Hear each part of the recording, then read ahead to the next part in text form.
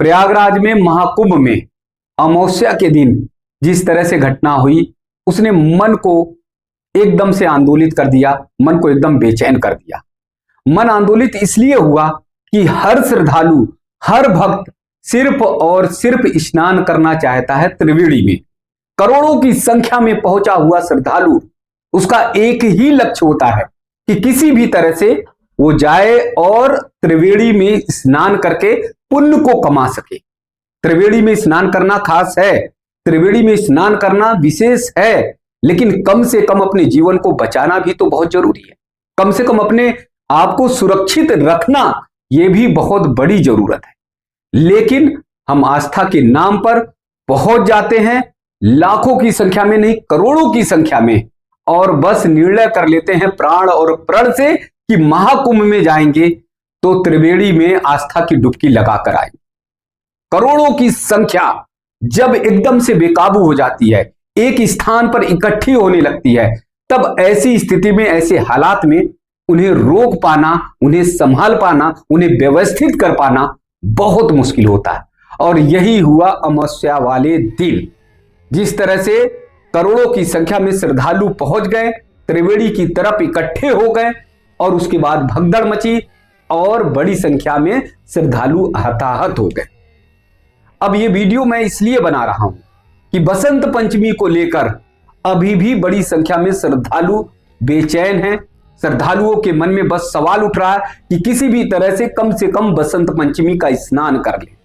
अगर बसंत पंचमी पर भी आप इसी तरह से आएंगे और आपका लक्ष्य एकदम रहेगा कि आपको सिर्फ और सिर्फ संगम में स्नान करना है, त्रिवेणी में स्नान करना है, तो हो सकता है कि बसंत पंचमी के दिन भी इस तरह की कोई घटना हो जाए। इसलिए आप लोगों से निवेदन है, आप लोगों से आग्रह है कि अभी अगर बहुत जरूरी नहीं है, बहुत आवश्यक नहीं है, तो बसंत पंचमी तक कम से कम आप महाकुंभ मत आइए।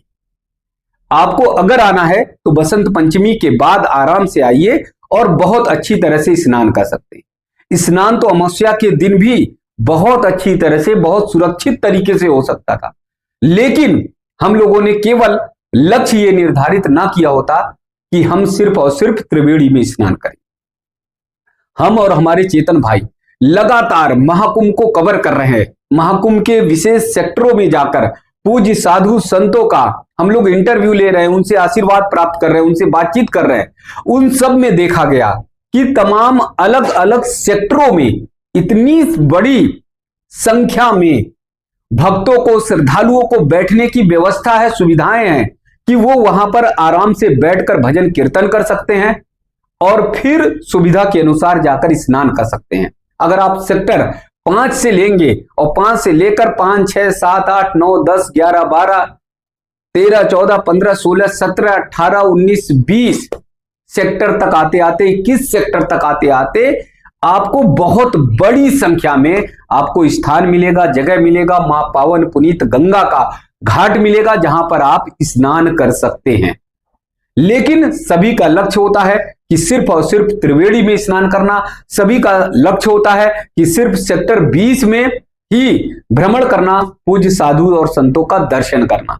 जबकि महाकुंभ का विशाल स्थान है, परिसर में बहुत बड़े क्षेत्र में मेला फैला हुआ है। ऐसी स्थिति में आप अगर सेक्टर 20 से लेकर और सेक्टर 5 के बीच तक आप कहीं पर भी जा सकते हैं, कहीं पर भी स्नान कर सकते हैं, कहीं पर भी बैठ सकते हैं और आराम से आप जो है अपने भक्तों के साथ, अपने साथियों के साथ, अपने मित्रों के साथ महाकुंभ का आनंद ले सकते हैं। आप जब तक करने जा रहे हैं, आप साधना करने जा रहे हैं, आप भक्ति करने जा रहे हैं, तो महाकुंभ में जरा रेती पर बैठकर वहां का आनंद तो लीजिए। और ये आनंद आपको त्रिवेणी पर कतई नहीं मिलेगा, क्योंकि त्रिवेणी पर हमेशा आस्था का सैलाब उमड़ा पड़ता है, हमेशा भक्तों की बड़ी संख्या में भीड़ रहती है। ऐसी स्थिति में अगर आपको आराम से स्नान करना है तो आप पूरी तरह से सुरक्षित स्नान कर सकते हैं। और इसके लिए आप सेक्टर 5 है, 6 है, 7 है, 8 है, 9 है, 10 है, 11 है, 12 है, 13 है और करीब करीब 18-19 सेक्टर तक आप इन सेक्टरों के बीच में जाकर वहां पर जो घाट बने हुए हैं उन घाटों पर जाकर गंगा के वहां पर स्नान करिए। जितना पुण्य आपको संगम में मिलेगा उतना ही पुण्य मां पावन पुनीत गंगा के घाटों पर मिलेगा। उतना ही पुण्य का भागीदार आप अन्य घाटों पर भी आप बनेंगे।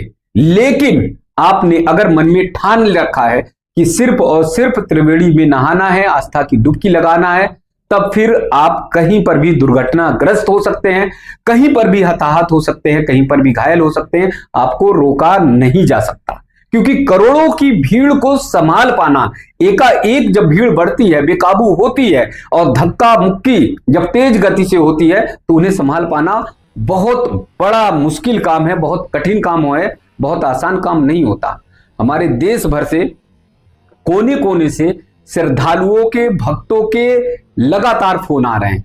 वो पूछ रहे हैं कि 1 तारीख को आने वाले हैं, 2 तारीख को आने वाले हैं, 3 तारीख को आने वाले हैं। तमाम हमारे श्रद्धालु जो हमारे चैनल से जुड़े हुए हैं, विदेशों से भी उनके फोन आ रहे हैं कि किस डेट को आए, किस डेट को ठीक रहेगा। तो देश के जो श्रद्धालु हैं, भक्तगण हैं, जो 1 फरवरी को, 2 फरवरी को, 3 फरवरी को आ रहे हैं, अगर उन्हें बहुत जरूरी नहीं है, बहुत अगर आवश्यक नहीं है, तो आप लोगों से करबद्ध निवेदन है, आप लोगों से हाथ जोड़कर विनती है कि आप लोग 3 फरवरी के बाद आराम से आइए, सुरक्षित स्नान करिए। और अगर बाई द वे आप आ गए हैं, दूर से हैं, केरल से हैं, कर्नाटक से हैं, मणिपुर से, इम्फाल से हैं, असम से हैं, गुजरात से हैं, अलग अलग जगहों से अगर हैं, अलग अलग प्रांतों से हैं, और बाई द वे अगर आप आ गए हैं, तो आप लोगों से निवेदन है, मेला क्षेत्र बहुत बड़े परिसर में फैला हुआ है, घाट बहुत बड़ी संख्या में बनाए गए हैं और उन घाटों पर आप बहुत सुरक्षित तरीके से, बहुत आसानी से स्नान कर सकते हैं, पूजन पाठ कर सकते हैं, वहां पर मां पावन पुनीत गंगा का दर्शन कर सकते हैं और स्नान का पुण्य और लाभ उठा सकते हैं। जैसा हम और हमारे चेतन भाई जब हम लोग कवर कर रहे हैं मेले को, महाकुंभ को कवर कर रहे हैं, दूर तक हम लोग जाते हैं, 5 सेक्टर में, 6 सेक्टर में, 7 सेक्टरों में जाते हैं। उन सेक्टरों तक जब पहुंचते हैं तो वहां देखते हैं भीड़ का सैलाब एकदम दिखाई नहीं देता। वहां हम देखते हैं कि घाट कई जगह हैं, तो घाटों पर भी बहुत कम संख्या में लोग स्नान करते हैं। क्यों? उनका लक्ष्य ज्यादा होता है कि वो त्रिवेणी पर जाकर स्नान करें। भाई आप उन घाटों पर भी स्नान करिए जहां पर खाली पड़े हैं घाट, जिन स्थानों पर बड़ी संख्या में श्रद्धालु नहीं है, भक्त नहीं है। बस हमने मन में ठान लिया है कि ये गंगा के घाट है, यहाँ पे त्रिवेणी यानी संगम नहीं हो रहा है, तो इसलिए हम गंगा के घाटों पर स्नान नहीं करेंगे। हम पहुंचेंगे तो सिर्फ और सिर्फ संगम में यानी त्रिवेणी, जहां गंगा यमुना सरस्वती का मिलाप हो रहा, वहां पर जाकर स्नान करेंगे।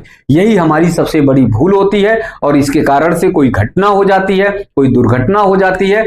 उसमें जब कोई हानि होती है तो सबका मन आहत होता है, सबका मन दुखी होता है। इसलिए मेरा सभी दर्शकों से, सभी श्रद्धालुओं से, सभी भक्तजनों से और हमारे चैनल से खासकर जुड़े हुए सभी श्रद्धालुओं से मेरा बहुत हाथ जोड़कर निवेदन है कि आप सब आइए अगर महाकुंभ में तो सुरक्षित स्थानों पर ही स्नान करिए, सुरक्षित घाटों पर ही स्नान करिए। अन्य घाटों पर बहुत बड़ी सुविधाएं हैं, बहुत सुरक्षित स्नान हो सकता है, बड़े आराम से हो सकता है। जैसा देखा जाता है कि त्रिवेणी पर जब स्नान करते हैं, संगम के घाट पर जब स्नान आप करते हैं, तो वहां पर स्थिति क्या होती है कि केवल 1-2 डुबकी लगाए और उसके बाद आपको भागना पड़ता है।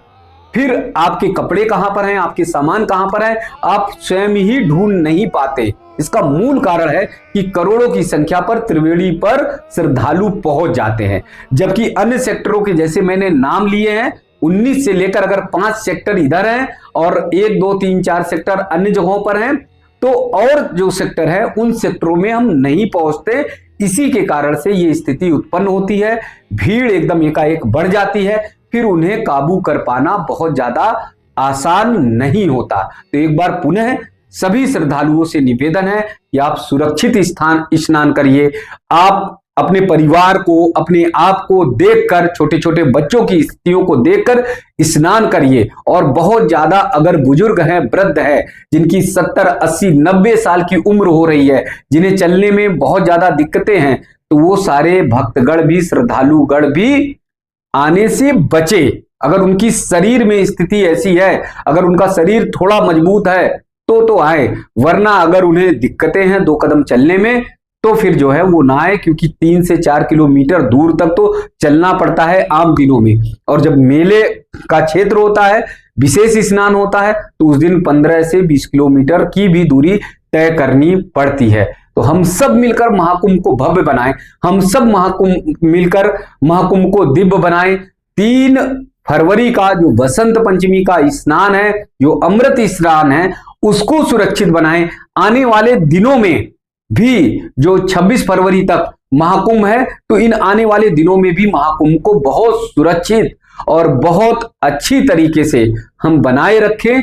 यही सनातन की सबसे बड़ी जीत होगी, यही सनातन की सबसे बड़ी जय जयकार होगी। आप सभी से पुनः आग्रह, पुनः निवेदन की सुरक्षित स्नान करें।